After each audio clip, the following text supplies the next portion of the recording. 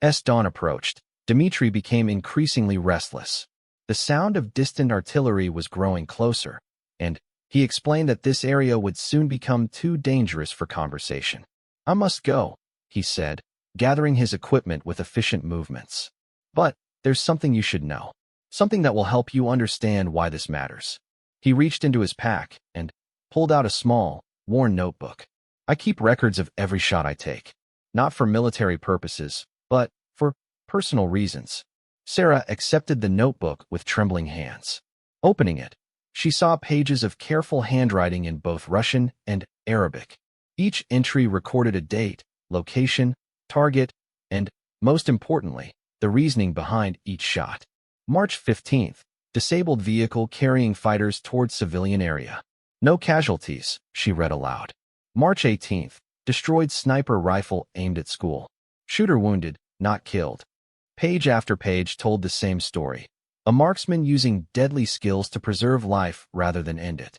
The notebook was evidence of a unique moral code operating within the chaos of war. "Why are you showing us this?" Marcus asked. Dimitri's expression was serious. "Because someone needs to understand that war doesn't have to strip away every piece of humanity. Even here, even now, individuals can choose to do better." As he prepared to leave, Dmitri gave them specific instructions for staying safe in the coming hours. He also provided information about Dr. Hassan's clinic that could help their original story. "The doctor treats fighters from all sides," he said. "She doesn't ask about politics or allegiance. That's why I protect her area when I can. She represents what this country could become if the fighting stopped." After Dmitri disappeared into the pre-dawn darkness, Sarah and Marcus made their way back to their accommodation. Both were exhausted, but energized by what they had learned. The broken camera had led them to a story far more significant than their original assignment. Over the next few days, they worked to verify Dimitri's claims through additional interviews. Dr. Hassan confirmed that sniper attacks in her area had become less deadly in recent months. Other medical personnel reported similar observations. They also discovered that the ghost had become something of a legend among both civilian and military populations. Fighters on various sides spoke of him with a mixture of fear and respect, while civilians in certain areas felt safer knowing he was active nearby. Sarah interviewed Ahmed, the elderly man who had first directed them to Hassan al-Mahmoud. He provided additional context about the community's perception of the mysterious sniper. "My neighbors argue about which side he fights for," Ahmed said. "Some think he's with the government. Others believe he's a rebel. But I think they're all wrong. He fights for the people caught in between." The evidence supported this view. Dimitri's notebook showed interventions against fighters from multiple factions, always in situations where civilians were threatened or where unnecessary violence could be prevented. Marcus managed to repair his camera well enough to document some of their interviews, though the damaged lens created an interesting visual effect that somehow seemed appropriate for the story they were telling. On their final day in Aleppo, they returned to Dr. Hassan's clinic to complete their original assignment. The doctor was pleased to learn about their discoveries regarding the protective sniper. "I always wondered why my patients reported fewer fatal shootings recently," she said. "Now I understand. This Dmitri, he's created a small island of, what's the word, mercy in an ocean of violence." As they prepared to leave Syria, Sarah reflected on how the broken camera had changed everything.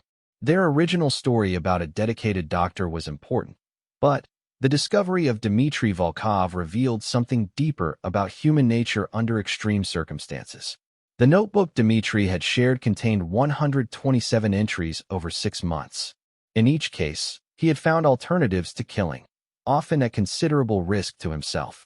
Several entries described situations where he could have easily eliminated multiple targets, but chose more difficult options that preserved life. April 2nd, convoy carrying medical supplies attacked by fighters. Disabled lead vehicle, allowing convoy to escape. 3 wounded fighters, no deaths, read one typical entry. Sarah realized this was more than just a war story. It was evidence that even in humanity's darkest moments, individuals could choose compassion over convenience, difficulty over ease. The flight out of Damascus gave her time to think about how to structure their report. The broken camera would be the hook, a chance event that led to discovering something extraordinary. But The real story was about choice, about maintaining humanity when surrounded by inhumanity. Back in London, Sarah faced skepticism from her editor about the story's credibility. A sniper who deliberately avoided killing seemed too idealistic for a conflict as brutal as Syria's civil war. "Do you have verification beyond the notebook and interviews?" her editor asked. This sounds like propaganda or wishful thinking. Sarah had anticipated this reaction. She had spent weeks fact-checking Dimitri's claims through multiple sources. Medical records showed decreased fatalities in areas where he operated. Military reports mentioned unusually precise, but non-lethal attacks on equipment. "The evidence is solid," she assured her editor. "This man has found a way to use violence to prevent greater violence. It's an extraordinary story of moral courage." The article was published 6 months later, after extensive verification and legal review. Sarah had titled it, "The Ghost of Aleppo, When War Demands Humanity." It sparked international discussion about rules of engagement, civilian protection, and individual responsibility in warfare. Dmitry Volkov himself was never located for follow-up interviews. According to Hassan al-Mahmoud, who Sarah continued to correspond with, the legendary sniper had disappeared shortly after their meeting. Some reported seeing him in other parts of Syria. Others claimed he had left the country entirely. The notebook remains Sarah's most prized possession from her years as a war correspondent. It represented proof that even in war's worst circumstances, people could choose to be better than their situation demanded. Dr. Hassan continued her work at the clinic, treating patients regardless of their affiliations. She often mentioned the period when the protective sniper was active as one of the safest times her facility had experienced during the entire conflict. Marcus eventually repaired his camera completely, but he kept one of the damaged lenses as a reminder of how equipment failure can sometimes lead to more important discoveries than perfect planning. 2 years after their return, Sarah received a letter postmarked from somewhere in Eastern Europe. It contained no return address, but the handwriting matched samples she had seen in Dimitri's notebook. "Dear Sarah," the letter read in careful English. "I read your article about our meeting in Aleppo. Thank you for understanding what I was trying to accomplish. I wanted you to know that your story inspired others. I have received messages from soldiers in different conflicts who are trying to find similar alternatives to unnecessary killing. Perhaps the broken camera served a purpose neither of us expected." The letter was signed simply DV and included no information about his current location or circumstances. Sarah kept it in the same folder as his notebook, both serving as evidence that journalism could sometimes capture stories more important than the ones reporters set out to find. In subsequent years, Sarah returned to Syria multiple times to cover ongoing developments in the conflict. She always visited Hassan al-Mahmoud when possible, and always asked about any news of the ghost of Aleppo. The old librarian would usually smile and shake his head. "Ghosts don't leave forwarding addresses," he would say. "But sometimes, when I hear about fighters choosing mercy over revenge, I wonder if Dimitri's example is still teaching people something important." Sarah's story about the protective sniper became one of the most read articles in her publication's history. It was translated into dozens of languages and sparked academic discussions about ethics in warfare, individual agency within military conflicts, and the possibility of maintaining humanity under extreme circumstances. The broken camera that had initially seemed like a disaster became the catalyst for one of Sarah's most important stories. It reminded her that sometimes the most significant discoveries happen when plans go wrong, and journalists are forced to look more carefully at what surrounds them. She never forgot the lesson Dmitri had taught through his actions, that even in war's darkest corners, individuals could choose to be better than their circumstances. His notebook proved that one person's commitment to preserving life could make a measurable difference, even in a conflict that had already claimed hundreds of thousands of lives. Years later, when training young journalists, Sarah would tell them about the assignment in Aleppo where a failed camera led to finding a legendary sniper who fought with bullets, but killed with mercy. She would remind them that the best stories often emerge when journalists are willing to follow unexpected paths and ask difficult questions about human nature. The ghost of Aleppo remained a mystery, but his story continued to inspire discussions about individual responsibility in collective violence. Sarah's article ensured that Dmitry Volkov's unique approach to warfare would be remembered as evidence that even in humanity's darkest chapters, some people choose light over shadow, life over death, and hope over despair. The destroyed library looked like a monument to lost knowledge. Its once proud facade had been reduced to rubble, with only portions of the back wall still standing. Sarah and Marcus approached carefully, guided by Khalil, who had insisted on accompanying them despite the obvious danger. Hassan al-Mahmoud hasn't spoken to outsiders in months, Khalil warned as they picked their way through the debris. The bombing destroyed his entire world. He was the head librarian here for 30 years. Sarah felt a mixture of excitement and sadness as she stepped over scattered books, their pages fluttering in the morning breeze like wounded birds. The library had been a center of learning, and now it was just another casualty of war. They found the entrance to the basement through a gap in the collapsed floor. Khalil called out softly in Arabic, explaining who they were and why they had come. After several minutes, they heard a shuffling sound from below. Hassan al-Mahmoud emerged slowly, blinking in the daylight like someone who hadn't seen the sun in weeks. He was probably in his 70s, thin and bearded, wearing clothes that had seen better days. His eyes held intelligence, but also the distant look of someone struggling with trauma. "You want to know about the sniper," he said in surprisingly clear English, studying Sarah with sharp eyes. "Why?" Sarah explained about their damaged camera and the stories they had collected. Hassan listened without interrupting, occasionally nodding or making small sounds of understanding. "Come," he said finally, gesturing toward the basement. "I have something to show you."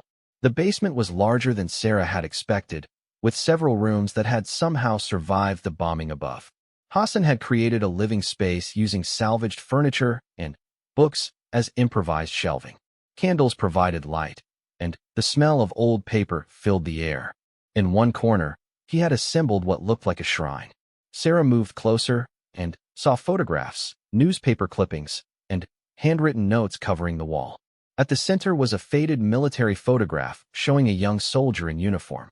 "This is Captain Dmitry Volkov," Hassan said, pointing to the photograph. "Russian army, served in Afghanistan in the 1980s. But that's not the whole story." Sarah studied the photograph. The young man looked serious, professional, with the bearing of someone trained for combat.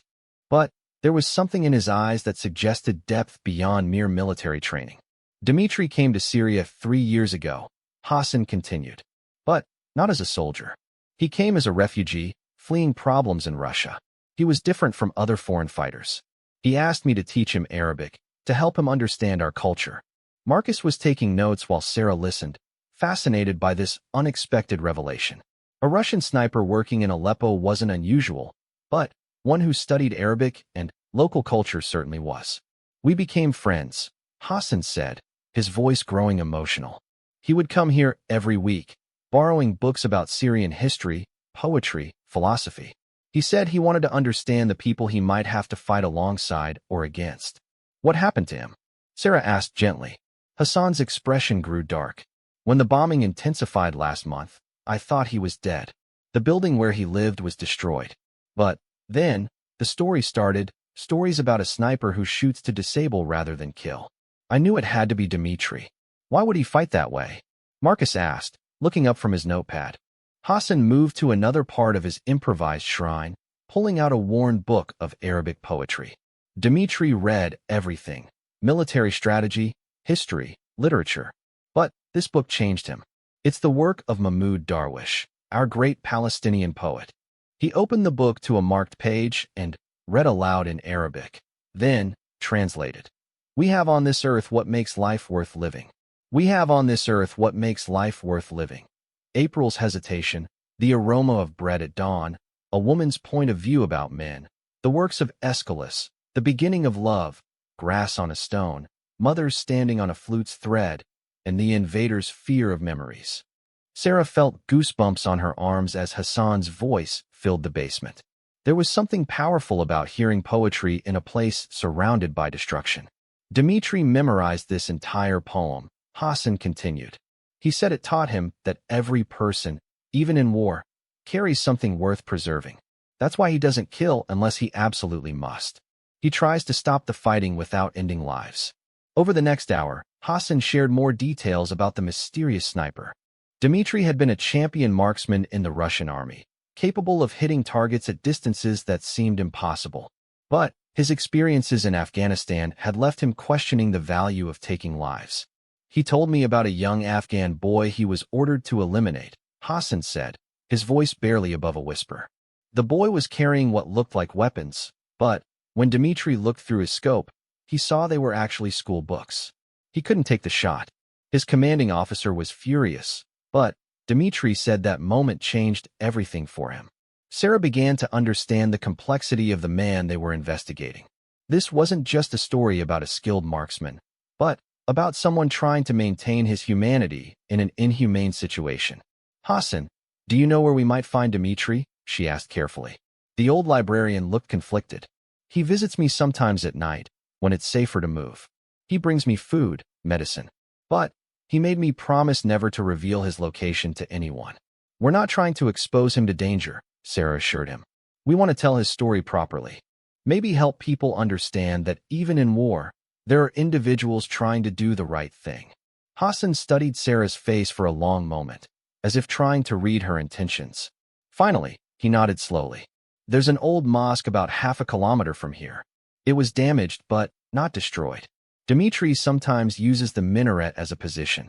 If you go there tonight, you might find him. That evening, Sarah and Marcus prepared carefully for their attempt to meet the legendary sniper.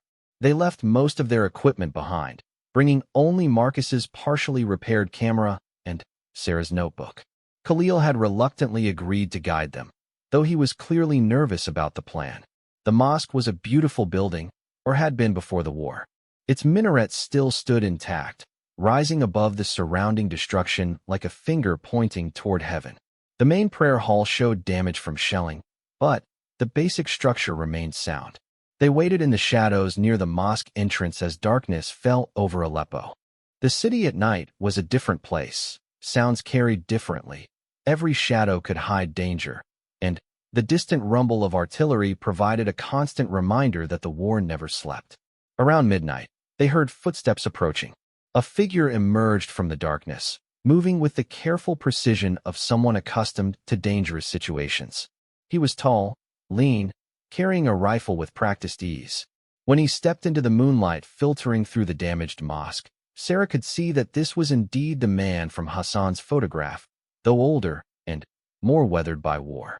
Dmitry Volkov stopped when he saw them, his rifle ready but not directly threatening. His eyes moved quickly between Sarah, Marcus, and Khalil, assessing the situation. "You're the journalists," he said in accented English. "Hassan told me you would come." Sarah felt her heart racing, but forced herself to speak calmly. "We want to understand your story, why you fight the way you do." Dmitry studied them for another moment, then relaxed slightly. "I suppose it's time someone knew the truth. But we cannot stay here long. This area will be shelled again soon." He led them into the mosque's interior, where damaged pillars and fallen stones created natural hiding places. Setting his rifle aside, Dmitry sat cross-legged on a prayer rug that somehow remained pristine despite the surrounding destruction. "You want to know why I don't kill unless I must," he said. "The answer is simple. I've seen too much death. In Afghanistan, in Chechnya, and now here. Every person I killed had a story, a family, dreams they would never fulfill." Marcus carefully adjusted his damaged camera, hoping to capture at least some images in the dim light filtering through the broken dome above. "But you're still a soldier," Sarah said. "You still participate in this war." Dmitry nodded grimly. "I am trapped by circumstances. I cannot leave Syria easily, and I must eat, must survive. But I can choose how I fight. When I see a fighter preparing to attack civilians, I destroy his weapon. When I see someone about to commit atrocity, I stop them. But I try not to take lives unnecessarily." "The shot that hit our camera," Marcus said. "You were aiming for it specifically? I saw you were journalists. Your equipment is valuable, and destroying it would force you to leave the danger zone without harming you." "Yes, I aim for the camera." Sarah felt a strange mixture of gratitude and professional frustration. This man had potentially saved Marcus's life, but had also complicated their assignment significantly. They talked for another hour, with Dmitry sharing stories of his unusual approach to warfare. He described disabling vehicles instead of killing drivers, destroying weapons caches rather than ambushing supply convoys, and using his reputation as the ghost to discourage violence through psychological effect rather than body count. Sarah Martinez wiped the sweat from her forehead as she crouched behind the crumbling concrete wall. The Syrian heat was unbearable, but it wasn't the temperature that made her nervous. It was the silence. In war zones, silence meant danger. She had been a war correspondent for 12 years, covering conflicts from Afghanistan to Ukraine. Her camera was her weapon, her stories her ammunition against ignorance. But today, something felt different about this assignment in Aleppo. The year was 2016, and the city was torn apart by civil war. Sarah worked for International Press Agency, and her editor had sent her to document the daily lives of civilians caught in the crossfire. It seemed like a routine assignment, but nothing about war was ever routine. Her photographer, Marcus Chun, crouched beside her, checking his equipment for the third time that morning. They had been working together for 5 years, and she trusted him with her life. Marcus was quiet, professional, and had an eye for capturing the human side of conflict. "The locals say there's a sniper active in this area," Marcus whispered, adjusting his camera lens. "We should be careful about exposing ourselves too long." Sarah nodded, reviewing her notes. They were trying to reach a small clinic where Dr. Amara Hassan treated wounded civilians. The doctor had agreed to let them document her work, but getting there safely was another matter. The streets of eastern Aleppo looked like a nightmare. Buildings stood like broken teeth, their facades blown away to reveal the intimate details of destroyed lives. Children's toys lay scattered among rubble, and bullet holes decorated every surviving wall like deadly confetti. They moved carefully through the debris, following their local guide, a young man named Khalil who knew the safest routes.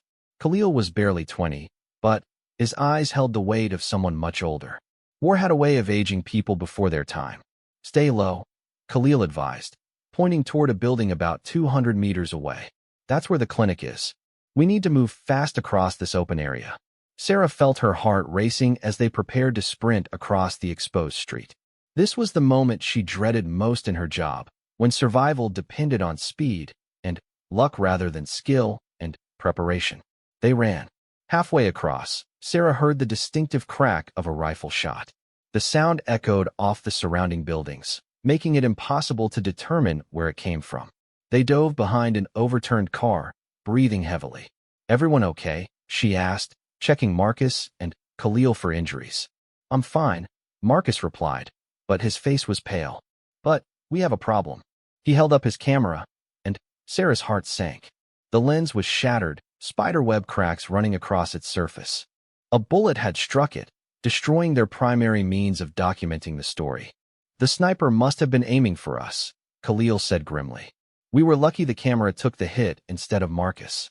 Sarah stared at the damaged equipment, feeling frustrated and helpless. Without the camera, how could they tell Dr. Hassan's story? How could they show the world what was happening here? They eventually reached the clinic safely, where Dr. Hassan greeted them with tired eyes but genuine warmth. She was a small woman in her 50s, wearing a white coat stained with evidence of her endless work. The clinic was cramped, filled with medical supplies donated from various international organizations.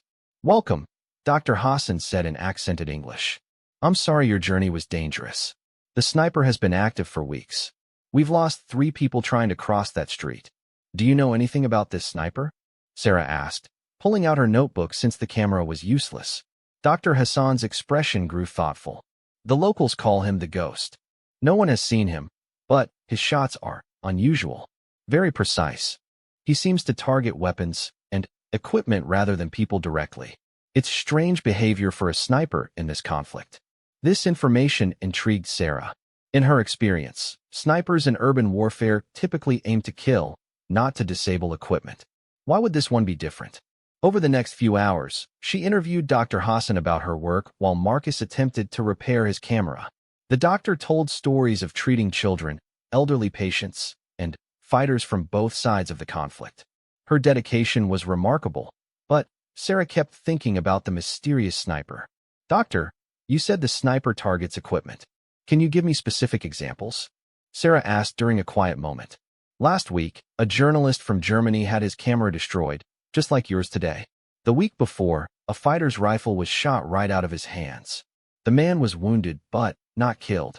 It's as if the sniper doesn't want to take lives unless necessary. That evening, back at their temporary accommodation in a partially destroyed hotel, Sarah and Marcus discussed their options. Without a working camera, they couldn't complete their assignment as planned. Maybe we could find another camera somewhere, Marcus suggested. But they both knew equipment was nearly impossible to obtain in besieged Aleppo. I keep thinking about this sniper, Sarah said. There's something different about him. What if that's our real story? Marcus looked skeptical. How do we investigate a ghost? We don't even know which side he's fighting for. Sarah had covered enough conflicts to know that the most interesting stories often emerged unexpectedly.